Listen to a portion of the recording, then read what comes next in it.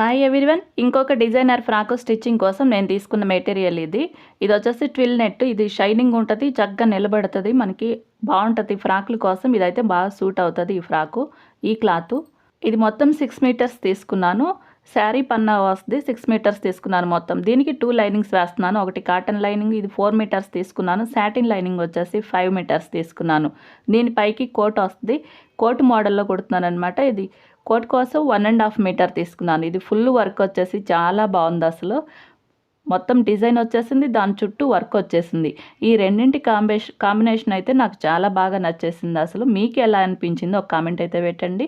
Frock మొత్తం stitch చేసిన తర్వాత కింద హెచ్చు తగ్గులన్నీ సమానంగా ఉండేలా చూసుకోవాలి. ఇలా స్ట్రైట్గా ఉండే హ్యాంగర్కి తగిలించుకొని మనం ఈజీగా కట్ చేసుకోవచ్చు. ఎక్కువ ఉన్న చోట కట్ చేసుకోవాలి. క్రాస్ ఉంటుంది కదా అక్కడక్కడ ఫ్రాక్కి, అది కట్ చేసేసుకోవాలి. ఇది కట్ చేసేటప్పుడు పైన క్లాత్ కట్ చేసేటప్పుడు లైనింగ్ కట్ చేసేటప్పుడు పైన క్లాత్ కట్ అవ్వకుండా మాత్రం జాగ్రత్తగా చూసుకోవాలి. పైన క్లాత్ కన్నా మనకి లైనింగ్ 1 ఇంచ్ అనేది తక్కువ ఉండేలా చూసుకోవాలి. నేను చూడండి మొత్తం ఇలా కట్ చేసేసుకోవాలి. నీట్గా స్ట్రైట్గా ఉండాలన్నమాట. కింద అంతా స్ట్రైట్గా ఉండేలా మొత్తం కట్ చేసేసుకోవాలి. చూడండి మొత్తం రెడీ అయిన తర్వాత ఇలా ఉంది ఫ్రాక్ అనేది. కింద వైర్ పీక్ వచ్చేసేసాను, చక్కగా నిలబడుతుంది. నెక్కి నేను చుట్టూ కూడా ఎక్స్ట్రా పట్టీ వేస్తాను, దానివల్ల నెక్ షేప్ అనేది చక్కగా కనపడుతుంది నెక్కి. అలాగే ఆమ్ హోల్ చుట్టూ కూడా నేను ఎక్స్ట్రా పట్టీ వేస్తాను. కుట్టేసేసి తిప్పేసాం అనుకోండి, మనకి షేప్లు అనేవి అంత కరెక్ట్గా నిలబడవు. గారా చూడండి 6 మీటర్స్ వాడినందువలన ఈ గారా అనేది ఫుల్ గారా వచ్చేసింది. చక్కగా నీట్గా నిలబడుతుంది, బుట్టలా ఉంటుంది. చక్కగా మనకి క్యాన్ వేసినా వేయకపోయినా కూడా మనకి చక్కగా నిలబడుతుంది ఈ క్లాత్ అయితే.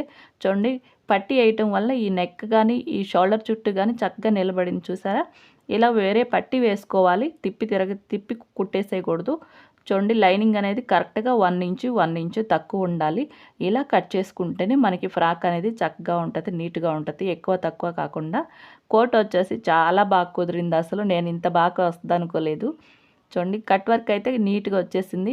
ఇక్కడ థ్రెడ్స్ వేయాల్సి ఉంది, మీకు చూపించాలనే తొందరలో ముందు తీసుకొచ్చేసాను మీ ముందుకి. చూడండి కట్ వర్క్ చూడండి ఒక షేప్లో వస్తుంది. ఇలా కర్వ్ షేప్లో రావటం వల్ల ఇంకా అందంగా ఉంది.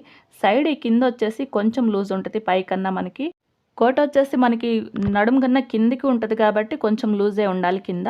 చూడండి ఎక్కడా కూడా ఖర్చులు అనేవి కనపడకుండా ఉంటుంది. స్టిచ్చింగ్ అనేది నీట్గా ఉంటుంది, చుట్టూ ఓవర్లాక్ ఉంటుంది, 2 ఇంచెస్ ఖర్చు ఉంటుంది. చూడండి ఫ్రాకు ఈ కోట్ వేసి చూస్తే ఎంత అందంగా ఉందో కదా. దీని కటింగ్ వీడియో కావాలి అంటే కామెంట్ చేయండి. వీడియో నచ్చితే లైక్ చేయండి, షేర్ చేయండి, ఛానల్ని సబ్స్క్రైబ్ చేసుకోండి. Thank you.